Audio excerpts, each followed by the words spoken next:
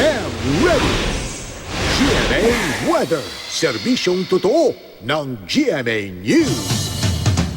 May typhoon at isang low-pressure area ngayon sa loob ng Philippine Area of Responsibility. Alamin natin ang detalye mula kay GMA resident meteorologist Nathaniel Cruz. Mang Tani. Yes, good evening Jessica. Kaninang hapon nga ay pumasok na nga sa PAR ang typhoon na may international name na Halola na may local name naman na Goring. Namata ng pag-asa ang mata nitong bagyo 1,390 kilometers dyan sa may silangan, hilagang silangan ng Basco, Batanes at may lakas ng hangin na itong nasa 145 kilometers per hour malapit sa gitna at bugso na umaabot ng 180 kilometers per hour. Inaasahang kikilos ito pakanluran sa bilis na 15 kilometers per hour. At base sa forecast track ng pag-asa ay hindi tatama sa lupa yung sentro ng bagyo at kung hindi magbabago ang galaw nito, posibleng bukas ng gabi ay nasa labas na ito ng PAR. Ayon naman sa Japan Meteorological Agency at ng US Joint Typhoon Warning Center, isa ng tropical depression o mahinang bagyo yung low pressure area na nagpaulan sa ilang bahagi ng bansa nitong mga nakalipas na araw. Huling ang namataan ng pag-asa ang nasabing LPA, 190 kilometers dyan sa may hilagang silangan ng Kasiguran, Aurora.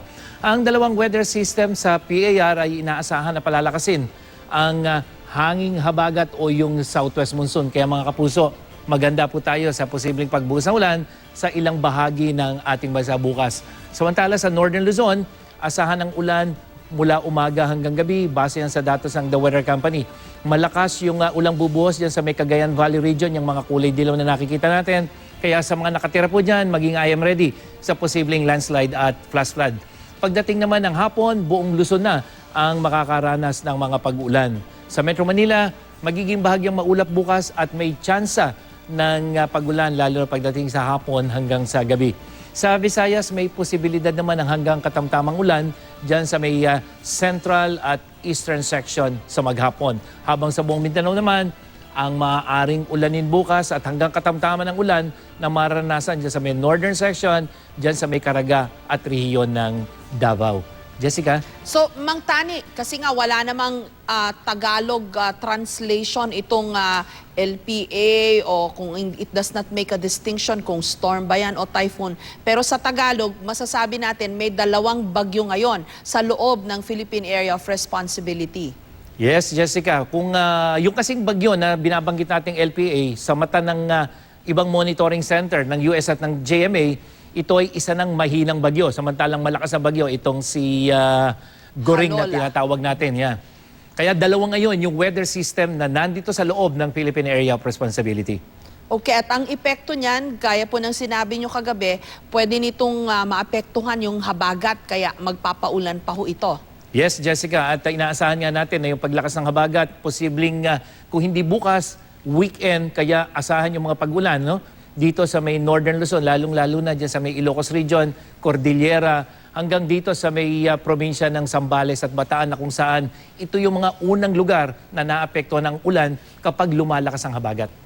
Yung karagatan natin, Mang Tani, kasi parang hindi ho maganda ngayon ang kabuhayan ng mga mangingisda natin dahil may fish kill pa sa Pampanga, meron pang fish holiday. Kamusta ho ang mga karagatan natin? Sa ngayon, Jessica, dahil hindi pa naman napakalakas ng hanging habagat, kaya wala tayong nadidinig o hindi naglalabas ang pag-asa ng gale warning.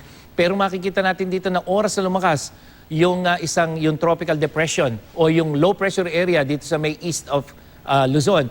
Posibleng lalakas yung hangin dyan, lalakas yung alon, at sa mga susunod na araw, dito naman sa may western section, posibleng maglabas ng gale warning. Kaya yun na lang siguro ang dapat na antabayanan ng ating mga kababayang mangingisda. Pero sa ngayon, walang gale warning. Ibig sabihin, posibleng pumalaot o pwedeng pumalaot yung mga maliliit na sasakyang pandagat.